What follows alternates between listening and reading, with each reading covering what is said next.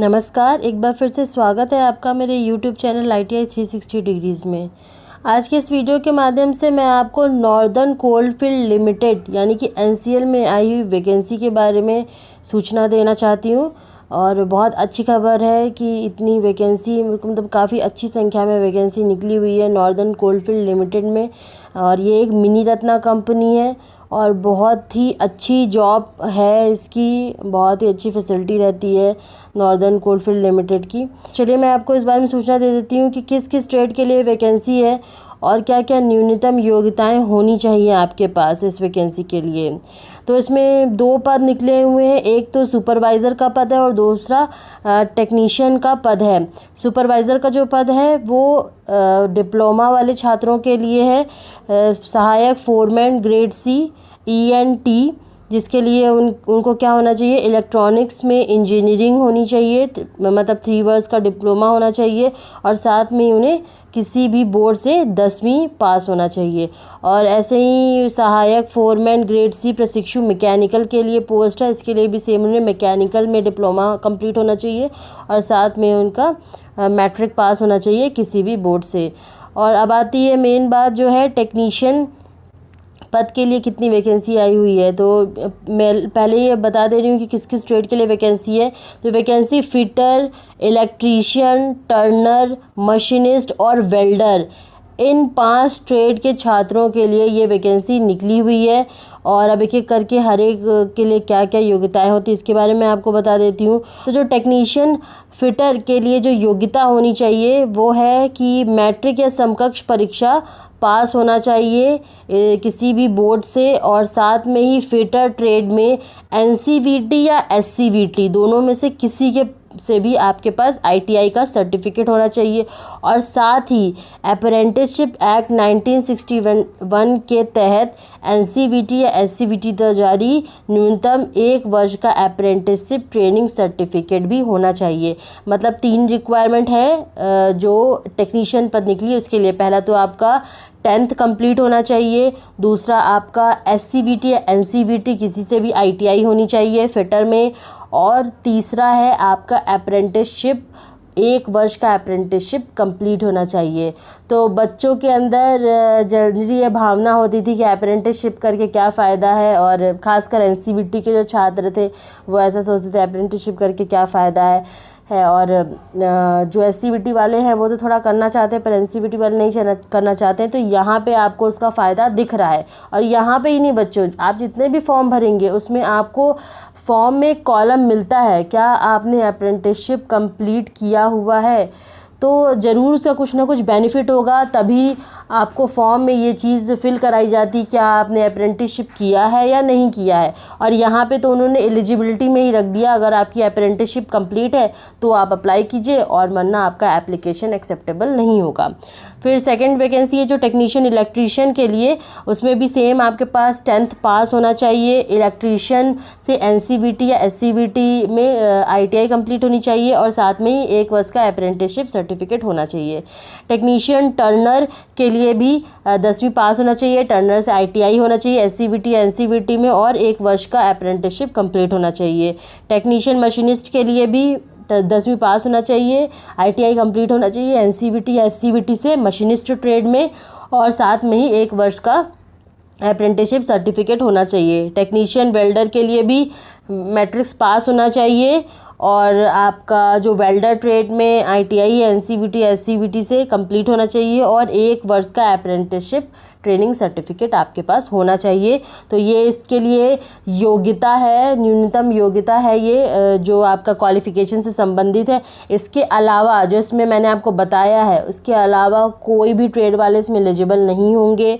और अगर आपके पास इसमें से कोई भी एक चीज़ नहीं है, जैसे बच्चे कमेंट करके पूछते हैं कि मैं अप्लाई कर सकती हूँ क्या, मैं अप्लाई कर सकता हूँ क्या, तो बच्चों जो ये 3 चीज़ें आपको बताई हैं मैंने, SCVT और NCVT वाले दोनों ही एलिजिबल हैं इसमें। साथ में ही आपके पास 1 वर्ष का अप्रेंटिसशिप सर्टिफिकेट होना चाहिए और आपका 10th कंप्लीट होना चाहिए, 10th पास होना चाहिए। तो चलिए आगे बढ़ते हैं और देख लेते हैं नेक्स्ट जो इम्पॉर्टेंट इन्फॉर्मेशन है वो क्या है, ये है पूरा मैट्रिक्स कि कितनी वैकेंसी है। तो वैकेंसी लगभग 500 के आसपास वैकेंसी है इसमें, तो आप इसे देख लेना कि कितनी वैकेंसी निकली हुई है। फिटर वाले छात्र 2 पदों के लिए एलिजिबल हैं, एक टेक्नीशियन फिटर प्रशिक्षु खनन और इलेक्ट्रिक एंड मैकेनिकल 125 + 24 वैकेंसी है टोटल फिटर वालों के लिए। ऐसे ही इलेक्ट्रीशियन वालों के लिए 441 वैकेंसी है। टेक्नीशियन टर्नर के लिए आपके पास 16 + 3 वैकेंसी है। और टेक्नीशियन मशीनिस्ट के लिए 8 वैकेंसी है। टेक्नीशियन वेल्डर के लिए 62 + 21 इतनी वैकेंसी है। तो वैकेंसी भी सही निकली हुई है बच्चों। और नेक्स्ट जो इम्पॉर्टेंट है इसमें चीज़ है, जो सुपरवाइज़र की वैकेंसी है उसमें डिप्लोमा के साथ साथ डिग्री वाले भी अप्लाई कर सकते हैं। यदि आपके पास इलेक्ट्रॉनिक्स एवं संचार, इलेक्ट्रॉनिक्स एवं कम्युनिकेशन या इलेक्ट्रॉनिक्स एवं टेलीकम्युनिकेशन में आपके पास डिग्री है तो भी आप अप्लाई कर सकते हैं फोरमैन ENT के पोस्ट के लिए। और ऐसे ही फोरमैन मैकेनिकल के पोस्ट के लिए भी यदि आपके पास मैकेनिकल में डिग्री है तो भी आप अप्लाई कर सकते हैं। लेकिन टेक्नीशियन का जो पद है उसमें सिर्फ ITI वाले ही अप्लाई कर सकते हैं, उसमें डिप्लोमा वाले या बीटेक वाले अप्लाई नहीं कर सकते हैं। सिर्फ ये जो हायर क्वालिफिकेशन वाले अप्लाई कर सकते हैं। ये जो फैसिलिटी दी गई है ये सिर्फ फोरमैन के पद के लिए ही दी गई है। तो आगे बढ़ते हैं और नेक्स्ट इम्पॉर्टेंट इन्फॉर्मेशन ये वेतन के बारे में दिया हुआ है। और 2 साल का इसमें 2 साल का और कुछ पोस्ट के लिए 1 साल का भी ये इसमें ट्रेनिंग पीरियड होगा, ये आप देख लीजिएगा बच्चों। नेक्स्ट इम्पॉर्टेंट पॉइंट है वो है आयु सीमा। तो इसके लिए आपकी जो न्यूनतम आयु है वो 18 वर्ष होना चाहिए और जो अधिकतम है वो है 30 वर्ष होना चाहिए। मतलब आपकी आयु 18 वर्ष से ज़्यादा होनी चाहिए और 30 वर्ष से कम होनी चाहिए। और इसमें कुछ छूट भी दी गई हुई है, तो आप देख लीजिएगा इस छूट को। फिर नेक्स्ट जो इम्पॉर्टेंट पॉइंट है वो है फ़ीस कितनी होगी, एप्लीकेशन फ़ीस। तो जो अनारक्षित वर्ग हैं, अन्य पिछड़ा वर्ग हैं और आर्थिक रूप से कमज़ोर वर्ग हैं, मतलब कि EWS वाले जो हैं उनके लिए 500 रुपये फ़ीस होगी। और इसके अलावा जो अनुसूचित जाति, अनुसूचित जनजाति, PWD, पूर्व सैनिक और विभागीय कर्मचारी हैं अगर, तो उनके लिए कोई भी शुल्क नहीं होगा। फिर नेक्स्ट जो इम्पॉर्टेंट पॉइंट है वो है चयन प्रक्रिया। तो इसकी चयन प्रक्रिया क्या होगी, सबसे पहले आपको एप्लीकेशन भरना है और सही जो एलिजिबल बच्चे होंगे जिनके पास मिनिमम क्वालिफ़िकेशन होगा वही इस फॉर्म को भर सकते हैं। उसके बाद आपकी एक लिखित परीक्षा होगी। परीक्षा का प्रारूप ये होगा कि उसमें जो 70 अंक होंगे वो टेक्निकल पार्ट से आएंगे, जिस भी ट्रेड के लिए आप एप्लीकेबल होंगे उससे रिलेटेड होंगे। और जो 30 अंक होंगे वो होंगे general intelligence, mental ability, aptitude आदि से संबंधित प्रश्न होंगे। टोटल 90 मिनट की अवधि यानी 1.5 घंटे की आपकी परीक्षा होगी। यानी आपको 1.5 घंटे में 100 क्वेश्चन इसमें सॉल्व करने होंगे। और जो इसका सिलेबस होगा कि क्या क्या आपको पढ़ना है वो अलग से NCL की वेबसाइट पे अपलोड किया जाएगा बाद में। और साथ में इसमें कोई भी निगेटिव मार्किंग नहीं होगी इस एग्ज़ाम में और आप सभी क्वेश्चंस को अटेम्प्ट कर सकते हैं। लिखित परीक्षा में जो आपको अंक मिलेंगे उसके अनुसार एक कट ऑफ बनेगा और जो बच्चे कट ऑफ को क्लियर करेंगे उन बच्चों को वो डॉक्यूमेंट वेरिफिकेशन के लिए बुलाया जाएगा। तो उसकी भी लिस्ट निकलेगी NCL के वेबसाइट पे।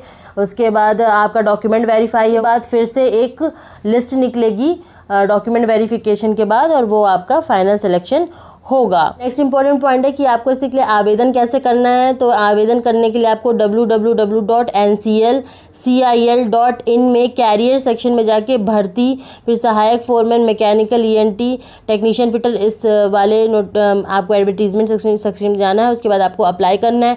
उसके बाद मैं आपको बता देती हूँ कि जो मुख्य आपकी जो तिथियाँ हैं वो कौन कौन सी हैं। तो जो महत्वपूर्ण तिथियाँ हैं वो है जो ऑनलाइन आवेदन शुरू होगा उसकी जो डेट है वो है 3 अगस्त 2020 और रात के 12 बजे से ये आवेदन शुरू हो जाएगा 3 अगस्त के। और साथ में ही जो आवेदन ख़त्म होने की तिथि है वो है 25 अगस्त 2020 रात में 11:45 PM पे ये आवेदन ख़त्म होगा। मतलब जो आवेदन भरने की तिथि है वो है 3 अगस्त से लेकर 25 अगस्त तक।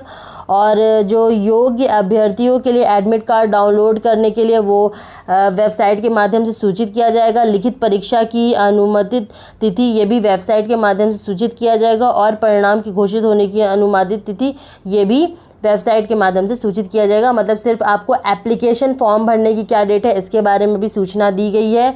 और उसके अलावा कोई भी किसी चीज़ की डेट अभी डिक्लेयर नहीं की गई है। ये एक इम्पॉर्टेंट इन्फॉर्मेशन थी जो मुझे आज आपके साथ शेयर करनी थी, और ऐसे ही इम्पॉर्टेंट इन्फॉर्मेशन हम अपने चैनल पे ITI के छात्रों को देते रहते हैं। और साथ में हमारे चैनल पे विभिन्न ट्रेड्स के लिए मॉडल पेपर्स भी अवेलेबल हैं जो कि आपको इस तरह के एग्ज़ाम्स में काफ़ी सहायता देंगे। यदि आपने मेरे चैनल को सब्सक्राइब नहीं किया तो मेरे चैनल को सब्सक्राइब कर लें, साथ में नोटिफिकेशन बेल दबा लें ताकि कोई भी इम्पॉर्टेंट इन्फॉर्मेशन आपसे मिस ना हो।